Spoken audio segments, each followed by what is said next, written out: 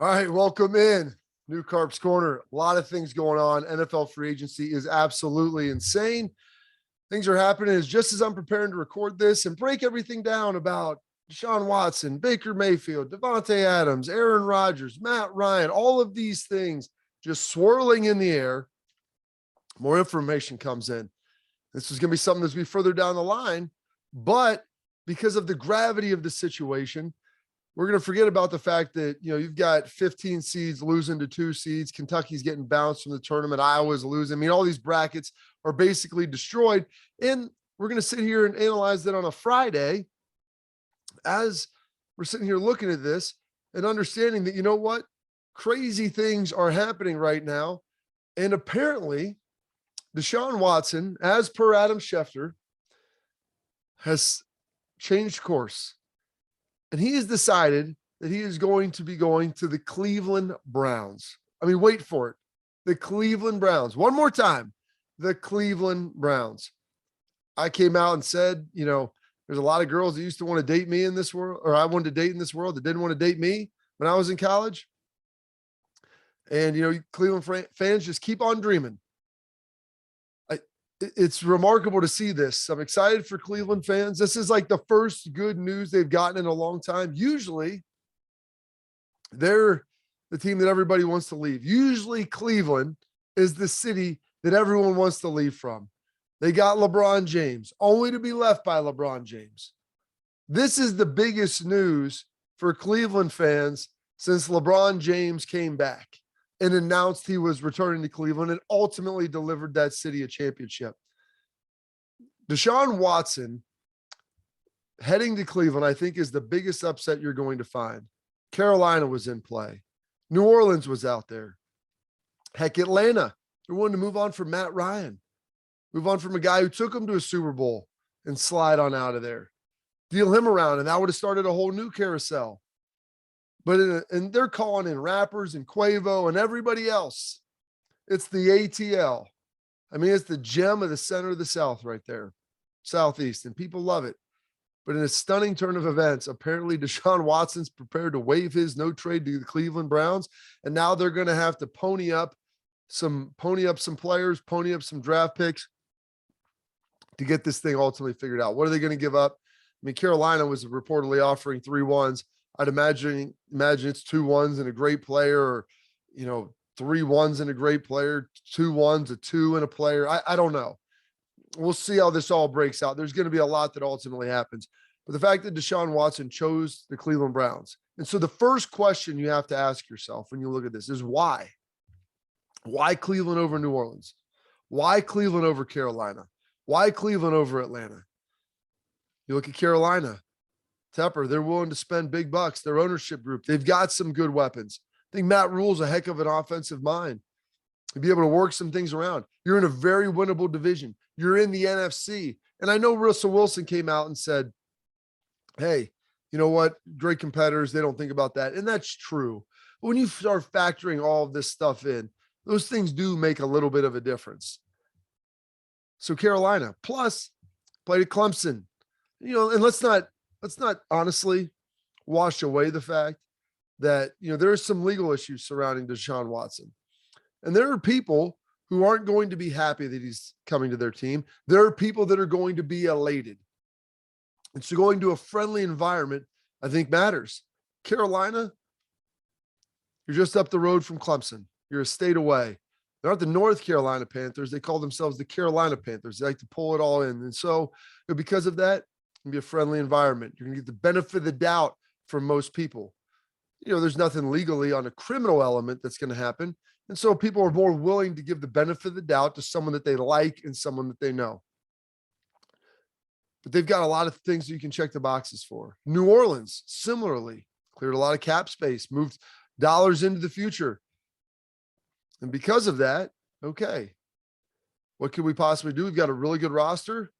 You saw what we were able to do last year, piecing that thing together, with Jameis Winston, Taysom Hill. I mean, just not a great quarterback situation after Breeze left. Still able to get it done. Now, the negative for New Orleans, no Sean Payton. Maybe not as big a market, but you have really passionate fans. Still the South. you got some LSU folks there. They might not be all that happy you're a Clemson guy, but I still think he's getting the benefit of the doubt. It's in a similar region of the country. It's all, conference wise, not as maybe as friendly as Carolina, but you're going to get that. And you get a lot of Houston people. Obviously, New Orleans not very far away, and it's also in the NFC, which matters. Same as NFC South. Tom Brady's there, he's back, but still outside of that, NFC much easier road on whole. And then all of a sudden, you got Atlanta. They're in the mix. I mean, it's basically like the NFC South bingo right here, where Deshaun Watson was going to land. So they've got some players. They're willing to go all in with them. Atlanta's a city that a lot of guys want to live in. Seems to check a lot of the boxes. It's from close to there. You're going to get the benefit of the doubt. You're going to have a friendly consumer base. They're going to love you. It's a big city, easy to market. Matt Ryan's there. He's won some. They're in a little bit of stage of flux and transition, but you most likely probably feel pretty good about that. And they were even going to move off for Matt Ryan. And so they have a decent asset that would be able to be sent back. Now, I don't know if Houston would want Matt Ryan. They're probably not there yet, but you could trade Matt Ryan away and probably get a second-round pick for him. Now, you'd probably have to get his contract restructured, but you might even get better than that. They could have probably traded him to Indy. Problem was, Indy couldn't get in the game with Deshaun Watson because they didn't want to trade him in division, and you get all that. But, Atlanta had that asset that they could move on from and be able to bring something back so you're not going to, paralyze yourself in the draft for the next 3 years. Then you've got the Cleveland Browns. Start looking at the Cleveland Browns and what they can bring to the table, what they can ultimately offer. You have a pretty good roster for the most part. They're retooling it somewhat. They're in a stage of a little bit of transition, I would say, right now. Their two best receivers from a year ago, one left during the season, another left right after. You did trade for Amari Cooper, and I felt that was imperative for Cleveland to be able to show something to Watson. And we're going to be able to give you this. And now it's even more important because they're most likely giving up their first-round pick. Can't imagine a scenario where that doesn't happen. And so they're going to have to find a way to – it's a deep receiver draft, maybe snag someone in the second round. Good offensive line. Chubb, Hunt, we'll see what ultimately goes back in compensation. People have said Kareem Hunt, possibly, a couple firsts, some other players. They've got a good defense. Maybe even Newsome could be heading back there. Good offensive line, although Treader left. They've got some retooling that they need to do as well there. Hooper's gone. So they've got some other cash to spend. And Njoku, they re-signed. And so they have some weapons. And so, folks, I'm from Ohio. I get it. Okay, so this isn't a knock, but most people have given the choice of living in Atlanta or living in Charlotte. Most people would choose those two cities over Cleveland, all else being equal. New Orleans, it's a toss-up. It's warm, but it might not be for everyone. And so I'm trying to figure this thing out. It's like there's this big winning tradition, not this massive culture. Historically, yeah, Browns have been good. We've got a very passionate fan base. There are people here that have reached out to me and talked about this, where they said, hey, you know what? If Deshaun Watson comes in, I'm not going to be a fan, based upon everything, 22 allegations, whatever it is, something has to be true. And so there might be some blowback. There might be some pushback. I think all that will change if there's winning involved. And the sad thing about society is, and I'm not trying to implicate Deshaun Watson or anything, but if you win, people forget about stuff and they remember the winning. So there's that opportunity, but it'll be an unbelievably strong division if you have Deshaun Watson. You're sitting there with Joe Burrow in Cincinnati, Lamar Jackson out there in Baltimore, and we'll see what ultimately Trubisky can do and how that all shakes out in Pittsburgh. But you have three teams with really good quarterbacks, then, in my opinion, and they're all pretty young. Deshaun Watson's still a young man. A lot of life left in him. And the Cleveland Browns could finally have their guy, a proven guy. You thought it was Baker, and now ultimately looks like it's going to be Watson. So now moving on to Baker. I prepared a bunch to talk about Baker Mayfield and how social media posts, it was the goodbye, and trying to force himself a trade. And he's always been the guy who's battled up. He's always been the underdog. He was a walk-on, and transferred. He transfers Texas Tech. Doesn't go to SMU. he goes to Oklahoma. So like, I thought that this would be the guy that could really embrace, that Kirk Cousins, you like that. I'm going to play so well this year that you have no other choice but to franchise me or sign me long-term. And I think Cleveland would have done it. If this Watson deal goes through, which it looks like it's going to, Adam Schefter doesn't get too much stuff wrong. He may jump the gun from time to time, but this is a pretty big story now. I'm guessing that he just didn't receive a text from someone who might be slightly affiliated with it. He probably got it from one side and then went to the other and made sure that he got as much as he could before he went with it. But what will the Browns? They have Bakers. That's something Houston would want in return. Maybe, he's a Texas Tech, Oklahoma guy, Texas guy from the state. Maybe he's someone they think they can win with. You sweeten the pot, throw him in 2 first rounds in Baker Mayfield. Maybe that gets it done for Deshaun Watson. I don't know. But now he'll ultimately leaving. I hope he has success wherever he ends up going. I think there is a lot of good in Baker. I don't know if he's would ever be a top 5 NFL quarterback you talk about. I think he can get in that top 10 conversation with weapons and when he's healthy and in a good offense, but wish Baker ultimately the best. He issued the trade request. The Browns initially rejected it, and I respected them for doing that. Guys can request a trade, but just because we talk to somebody else doesn't mean that you can just leave now and say, hey, you're not going to play for us. Baker Mayfield has to play this season. He's on his 5th-year option. He hasn't put enough tape out there where I'll just sit for a year and get a big deal. If he sits for a year, he might be battling for a starting position next year on a team that's not very good. And the fact of the matter is, if Cleveland somehow keeps him and the Watson thing falls apart, he would be the guy in Cleveland. He's going to get the benefit of the doubt. He would have a chance to get the nod and put more good film out there to be able to advance himself. But, the Mortensen report about, Cleveland wanting an adult at quarterback. Now you can start all the jokes with Watson, but he has some maturing to do. He hears a lot. I think he's a talented guy. He throws an accurate ball, when healthy, and maybe a change of scenery is good. And that happens from time to time in the league. A change of scenery, I'm never necessarily fully against that because I think that can be a very, very positive thing for some players. Something that can really, really help them, as they grow and they mature, and things happen. So it's a very, very unique setup for Baker, but it looks like he's on his way out of Cleveland. Does he go to Houston? Do they trade him somewhere else? He would probably like to go to Houston, being that it's close to home. The problem is, is the team all that good? They're going to have a lot of assets and capital, but would it be the best for him long-term to be able to grow there and demonstrate, what he's going to be able to do? DeVante Adams. This is something that's perplexed a lot of people. He's going to Vegas for a 1st and 2nd round pick. We're reuniting him with Derek Carr. He's a Vegas guy. I wanted to get back there. Said his dream was to play for Vegas. Turned down. This is what's amazing. Turned down more years and more money from the Green Bay Packers. And so as we look at this and try to figure out, why would you want to go to Vegas? They were a playoff team last year, with not a ton of weapons. Ruggs was gone. They relied on Jacobs, Waller. They didn't have a whole lot of offense to speak of, except for the fact that Derek Carr pieced them all together, and he seemed to do a pretty darn good job. And now he probably has one of the best receivers in football. Aaron Rodgers says it's the best player he's ever played with. And so DeVante Adams obviously wanted to go to Vegas. He turned down more money, turned down more years, a better deal to stay. And I'm not doing Derek Carr a disservice here, but stay with a better quarterback in a franchise that's been more stable and consistently good over the last 20 years. Why? Should we have seen this coming? Why did DeVante Adams ultimately go to the Las Vegas Raiders?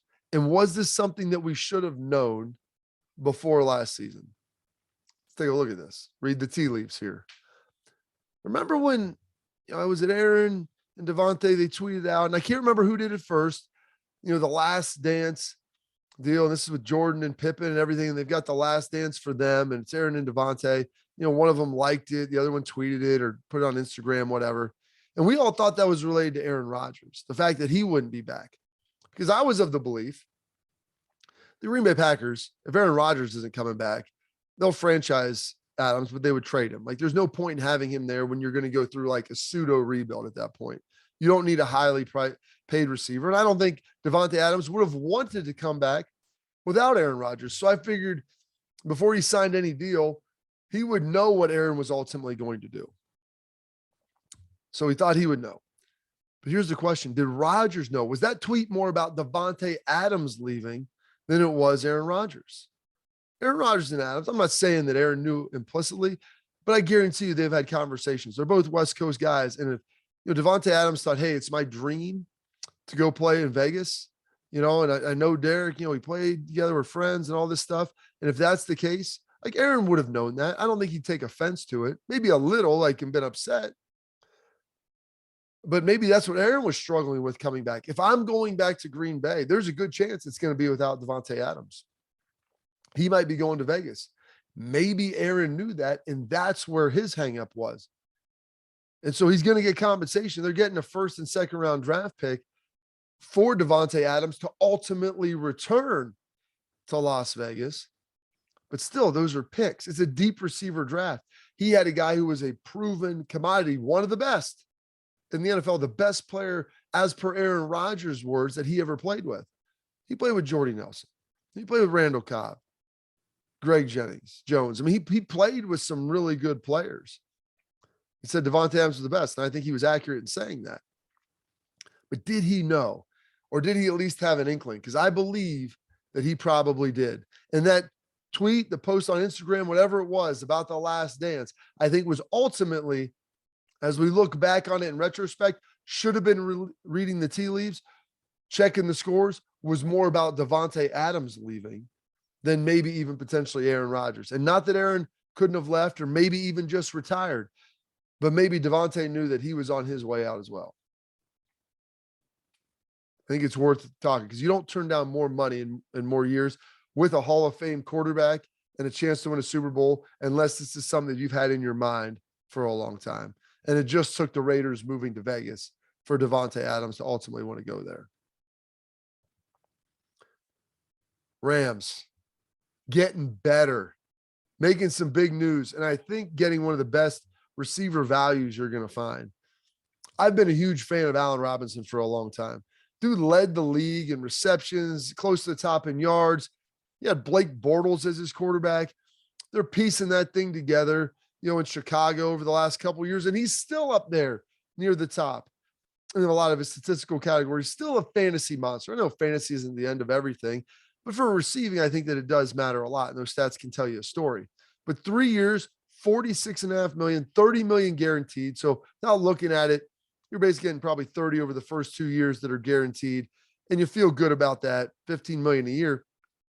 But if you look at some of the numbers that some of these other guys are getting, and start thinking that some of these receivers, Amari Cooper's making $20 million a year in Cleveland. That's what he was getting with Dallas. I don't think you can compare the fact. I think Allen Robinson's a better player. And so the Rams, you pair him and Cooper Kupp, and you've got DeVante Adams. Like, how do you fit that together? Well, or not DeVante Adams, but Allen Robinson. You fit Allen Robinson in there with Cooper Kupp, you've had yourself one heck of a receiving duo. And Allen Robinson, in my opinion, like $15 million for him based upon the receiver market. I mentioned Amari Cooper and him getting $20 million. That's a deal. That's a bargain.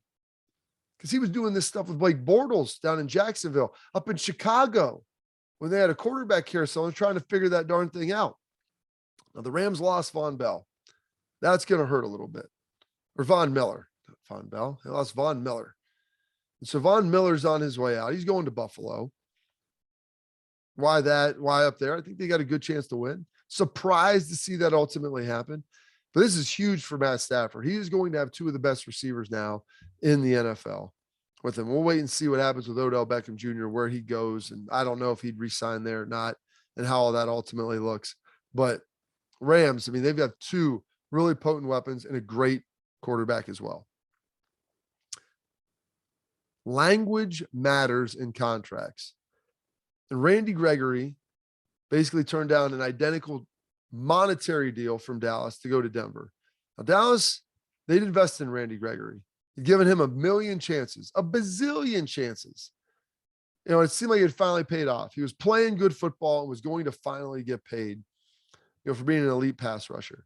Dallas wanted some protection against his bad decision-making. So they put in a lot of language that's typical in contracts for Dallas, about behavior and off the field stuff and all these different things. And they wouldn't remove it.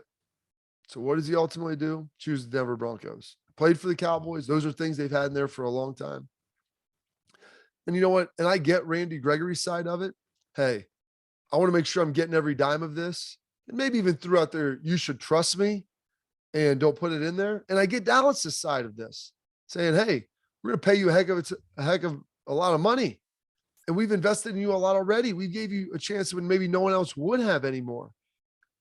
And so we're going to put this in here to protect ourselves. You should be loyal to us. And Randy's maybe saying you should be loyal to me. And so I get both sides of this. And this is sometimes just what happens when you're doing business and how everything ultimately shakes out. But I do know the Denver Broncos got themselves a pretty darn good pass rusher in Randy Gregory. And, with Von Miller heading up to Buffalo, this probably became their next target. They had a contract that was already worked out. Does it fit in your cap? Is this what you value Randy Gregory at? Perfect. We take this language out. Yes, we will. We're ready to go. Let's sign him up and let's get this darn thing done. And so the Denver Broncos were able to get it done. And now Dallas is going to, left reeling a little bit.